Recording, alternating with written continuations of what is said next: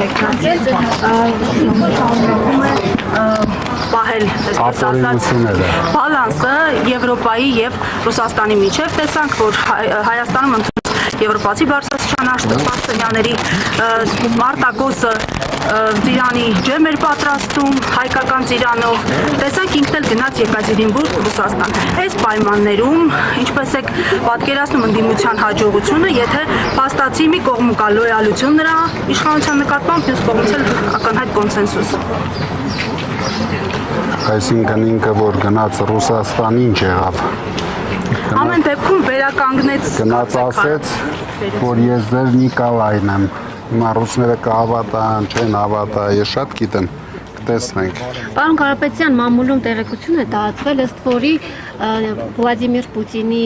հայտարարությունը ընդդիմադիր ուժերի հետ կապված եւ Նիկոլ Փաշինյանի հետ հանդիպեց, բավականին վատ է անդրադարձել ձեր ռեյտինգի վրա, մինչեւ ընտրությունը ավելի բարձր է եղել ձեր վարկանիշը, դրանից հետո այդ հանդիպումից հետո բավականին ընկել է։ Դուք կիսում եք այդ տեսակետը, դուք ինքներդ այդպիսի վերլուծություն արել եք։ Մեր ռեյտինգը սկզբից մինչև վերջ շատ բարձր էր, մինչև մեր ձայները չգողացան։ Հենց գողացան, մեր ռեյտինգը ընկավ։ Պարոն Կարապետյան, Սահմանադրական դատարանի որոշումից հետո համատեղ հայտարարություն տարածվեց քաղաքական ուժերի մասնակցությամբ, կարող ենք ասել, որ դրանք այն ընդդիմադիր ուժերն են, որոնք ձեր առաջարկի շուրջ համախմբվել են, թե ոչ ԱԺԲ-ն էր, Հայ ազգային կոնգրեսը, Հայաստան դաշինքը եւ Ուժեղ Հայաստանը։ Նրանք այն ընդդիմադիր ուժերն էին, ովքեր մասնակցել էին ընտրություններին, բայց կան շատ ընդդիմադիր ուժեր, ովքեր չեն մասնակցել կամ տարբեր ձևաչափով են մասնակցել, իրենք էլ կանեն իրենց հայտարարությունները։ Պարոն Կարապետյան, ձեր կարծիքով ձեզ ընտրած քաղաքացիների սրտով է, որ մանդատները վերցնում եք։ Մեծամասնությանը այո, բայց կա ուղղորդված մի խումբ, դա իրենց խնդիրն է։ Բայց եթե ձեզ էին ընտրել, Ուժեղ Հայաստանին են ընտրել, ինչպես կարող էին իրենց ուղղորդել եւ ով է ուղղորդել։ Դե դուք տեսաք։ Չտեսանք, ինչ տեսանք։ Հենց հաջորդ օրը ուղղորդեցին։ Ով ուղղորդեց, բայց եթե մեկը ընտրել է Ուժեղ Հայաստանը։ Դե դրա համար դա մեր վրա չազդեց։ Իրենց թվում է իրենք ինչ որ խաղեր են խաղում, դա ազդելու է մեր վրա։ Բայց ոչ մի բան մեր վրա չի ազդում։ Մենք մեր որոշումները ունենք, մենք մեր պայքարը շարունակելու ենք ու մեր հաղթանակին հասնելու ենք։ Եվ կներեք, չափման միավորը որն է, որ ասում եք ձեր աջակիցների մի մասը կողմ էր, մի մասը դեմ էր մանդատները վերցնելու, ինչպես եք դա չափել։ Տարբեր հանդիպումներով մեր թիմակիցները ունեցել են տարբեր հանդիպում, սկզբից մեծամասնությունը, ովքեր ենթարկվեցին պրովոկացիայի դեմ էին, հետագայում մեծամասնությունը կողմ էին։ Շատ մեծամասնություն։ Պարոն Կարապետյան, դուք խոստացել եք, որ հաջորդ վարչապետը դուք եք լինելու։ Հիմա խոստանում եմ, ընտրություններով չի հաջողվել դառնալ վարչապետ։ Ինչ լեգիտիմ ճանապարհով եք պատրաստվում հեռացնել Նիկոլ Փաշինյանին։ Ընտրություններով ոչ մեկի չհաջողվեց դառնալ վարչապետ։ Այդ դեպքում ինչու գնացիք այդ ճանապարհով։ Որ ճանապարհով։ Ընտրություններով, հետո դիմում եք ՍԴ, ընդ որում այն Սահմանադրական դատարանի, որի ընդդիմությունը համարում է ոչ լեգիտիմ։ Չիմանանք ով է, մի հատ հիմա հասկացանք։ Կենտրոնական ընտրական հանձնաժողովը ովքեր են այնտեղ։ Բայց քաղաքացիները 7 տարի այդ շրջապտույտի մեջ են։ Հասկացանք, Վարդևանյանը գազ տվեց, բայց փչացած մեքենա դուրս եկավ։ Փորձենք, ամեն ինչ փորձել ենք։ Ինչ բան Կարապետյան, Հաջորդը կմտածենք, հաջորդ քայլը կհայտարարենք։ Եվ մեկ էլ մի հարց, տեսեք, սովորաբար ասում են այս բռնոցիները վտանգում են Հայաստանի միջազգային տնտեսական վարկանիշը նաև։ Դուք ձեր գործարար ընկերների հետ եթե շփումներ ունեք, ինչ են մտածում, օրինակ Հայաստանում ներդրումներ հնարավոր են այս պարագայում, երբ խոշոր սեփականատերեր են ձերբակալվում։ Այս իշխանության օրոք Հայաստանում համենայն դեպս վերջին տարիներին չեն եղել ներդրումներ, իսկ առավել ևս այս դեպքում ես վստահ եմ չեն էլ լինելու։ Պարոն Կարապետյան, հիմա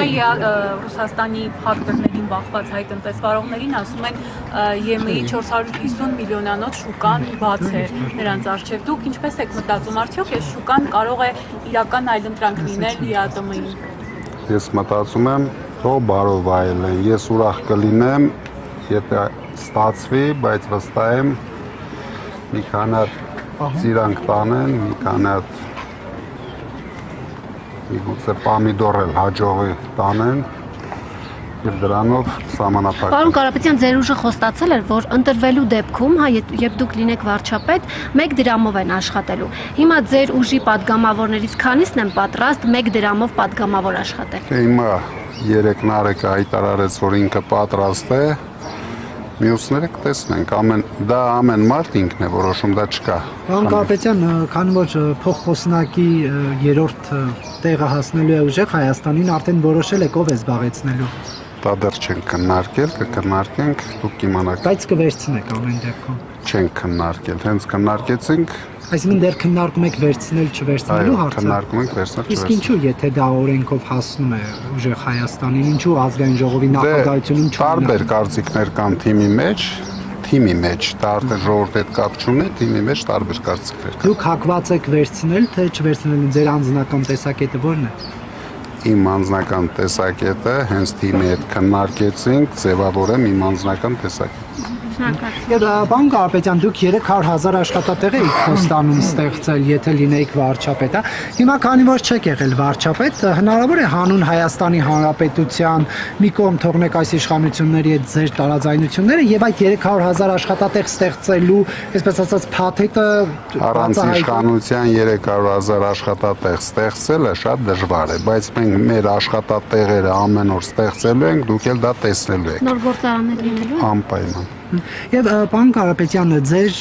անձնագրի գործերում, հա, ռուսական անձնագրի գործերում, ի վերջո FSB նշումը ինչով էր, ինչի հետ էր կապված։ Փաշինյանի պատվերով։ Այսինքն Նիկոլ Փաշինյանը կարող է Ռուսաստանի կառույցներին ասել, որ ձեր անձնական գործերում ինքը նորմալ, հեսա տեսնենք ինչ է ասել Միշուստինին։ Ինքը նորմալ դեր ունի այնտեղ, մի կասկածեք, նորմալ հնարավորություններ ունի այդ կառույցներում, դրանով էլ պայքարեց մեր դեմ։ Ասեք Ռուսամեդը Ռուսաստանի հայ իշխանությունների Նիկոլ Փաշինյանը Ռուսաստանի ինքը ոչ միայն Ռուսամեդ, ինքը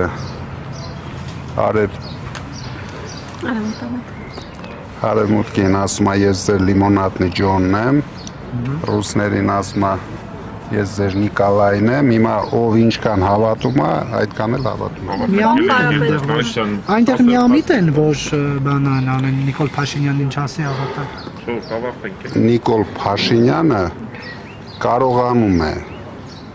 ինչպես հայ ժողովրդին խապեց այս կամ տարի, այդպես էլ այդ երկրներին է խապում։ Պարոն Կարապետյան, ազգային ժողովի Երբ դու ընդունակ ես խապելու, մի վարքան Տիգրան, ընդունակ ես խապելու, դու խապում ես միշտ, ու կապ չունի ում ես խապում, բոլորին խապում ես, իսկ ինքը տարիներ շարունակ իր այդ հմտությունները ցույց է տվել ու ցույց է տալիս։ Պարոն Կարապետյան, ազգային ժողովը օրերս ընդունեց ընտրելու իրավունք ունենալու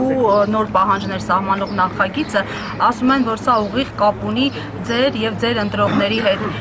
Ինչի համար է այս հապճեպությունը ընդունել այդ օրինագիծը նոր ընտրությունների են պատրաստվում։ Ոչ, իրենք դրանով թաքցրեցին այն մանիպուլյացիաները, որոնք արեցին մեր նկատմամբ։ Բացարձակ մեզ համար նշանակություն չունի, որտեղից են գալիս, ովքեր են ընտրում, մենք հենվում ենք հայ ժողովրդի վրա։ Դրա համար դրանով իրենք ծածկեցին իրենց ստերը, որ նախընտրական փուլում իրագործում էին մեր նկատմամբ։ Այսինքն այդ աղմուկը ուզեցին փաստագրեն։ Այդ աղմուկը չկար, իրենք հնարեցին, իրենք հորինեցին, իրենք ձևավորեցին այդ աղմուկը, հիմա էլ ժամանակն է դա ինչ որ ձևի չեզոքացնել, չեզոքացրեցին։ Եվ պարոն Կարապետյան, կարծեք 2 օր անց ձեր խափամիջոցի հարցն է դարձյալ քննվելու, դատարանից ինչ եք ակնկալում այս անգամ հաշվի առնելով, որ իրավիճակը հետընտրական է։ Այս անգամ չգիտեմ ինչ եմ ակնկալում, դատարանը կորոշի։ Պարոն Կարապետյան, նախընտրական շրջանում ասում եք, որ փոփոխությունները հիմնականում մարզերից եք սկսելու։ Հիմա ինչ որ բան փոխվել է ձեր քաղաքականության մեջ։ Էլի մարզերից ներդրումների մարզերից սկսելու ենք, մասնակցել ենք բոլոր ոչ բոլոր, հիմնական թիմ ընտրություններին, դա լինելու է մեր գաղտնի ծրագրերի մաս, տանելու ենք հաղթանակներ։ դուք էլ կտեսնեք։ Պարոն Կապետյան, դուք տեղյակ եք եղել, որ ՀԵՑ-ը ձեր այլ ընկերություններից գնումներ է կատարել իր կարիքների համար, թե որ դա խնդրառույց համարել է, թե ոչ։ Դե հիմա չի կատարում։ Դուք էլ նայեք ՀԵՑ-ի վիճակը։ Ասում հիմա 50 միլիոնյա բանը ֆինանսական պարտավորություն են կատարել, հայտարարում են, հա։ 50 միլիոնի ֆինանսական պարտավորություն կատարում են, որովհետև ուրիշ ոչ մի բանի հնարավորություն չունեն։ Այսինքն իրենք փոխանակ արդիականացնեն, նոր միացումներ կատարեն, որ դուք պատկերացնեք, ընդամենը 100 հատ նոր միացում են արել։ 3000, 3500-ի փոխարեն։ Դրա համար առաջացել է այդ գումարը, մեծ խելք պետք չէր, որ բանկերի պարտավորություն փակելը, այ խելքը նրա համար է, որ իրագործեն արդիականացում, նոր միացումներ կատարեն, դրա համար իրենք այնտեղ ամբողջությամբ ձախողվել են, դուք էլ ուսումնասիրեք, կտեսնեք։ Գնաք, բայց դուք խնդրառույց չեք համարում, որ ձեր մի ընկերություն մյուսից գնում է արել, այլ մրցույթ չի հայտարարել, որովհետև այլտեղից կարող է ավելի էժան ձեռք բերել։ Դե հիմա կարող են ավելի էժան ձեռք բերել, բայց չեն կարողանում ձեռք բերել, դրա համար չեն կարողանում այդ ներդրումային ծրագրերը կատարել։ Բայց թող ձեռք բերեն, մի տարուց ավել կառավարում են։ Դուք կարծում եք, որ ՀԵՑ-ի համար շահավետ եղել, երբ որ ձեր մյուս ընկերություններից են գնում։ Իհարկե ոչ միայն ՀԵՑ-ի համար։ Մյուս ընկերությունը դա ինչ է նշանակում։ Դա գործարաններ են, որոնք կառուցվել են, որտեղ աշխատում են շատ աշխատողներ, հարկեր են վճարում Հայաստանում, իսկ իրեն գնացին ուրիշ ճանապարհով, փորձում են ինչ-որ բաներ գտնեն, ապացուցեն, բայց արդեն 1 տարի անցավ, դեռ ոչ մի բան չգտան, չապացուցեցին։ Սովորական ՀԵՑ-ն էլ փորձանքի կբերեն, ոչ։ Սովորական քաղաքացին ինչպես պիտի զգա պարոն Կարապետյան այդ ներդրումների չկատարելը, նշում եք, որ դրա հաշվին են Սովորական քաղաքացին, սովորական բիզնեսմենները ամեն օր դա զգում են հիմա, որովհետև 40%-ից ավելացել են անջատումներ։ Իսկ բիզնեսմենները մի օրինակ բերեմ, գործարան կամ հյուրանոց կամ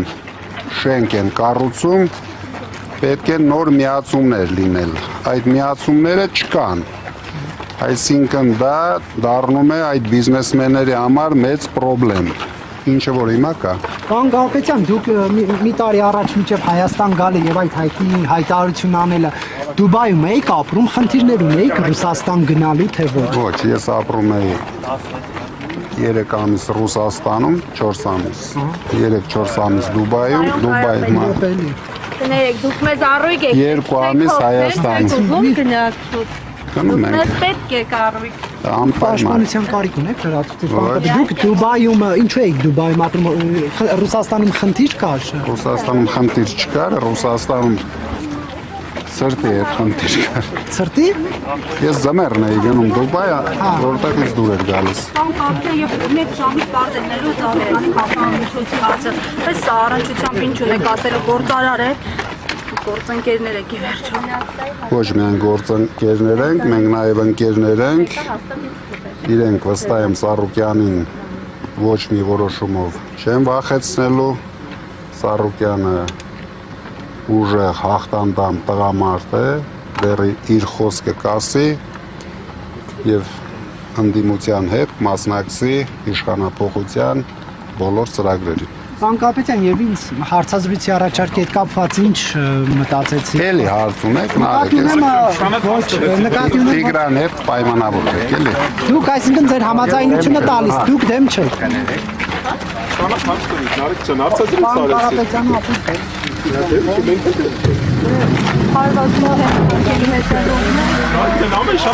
Արմենիա Թեդեի հարգելի հետևորդներ ավարտվեց Սամվել Կարապետյանի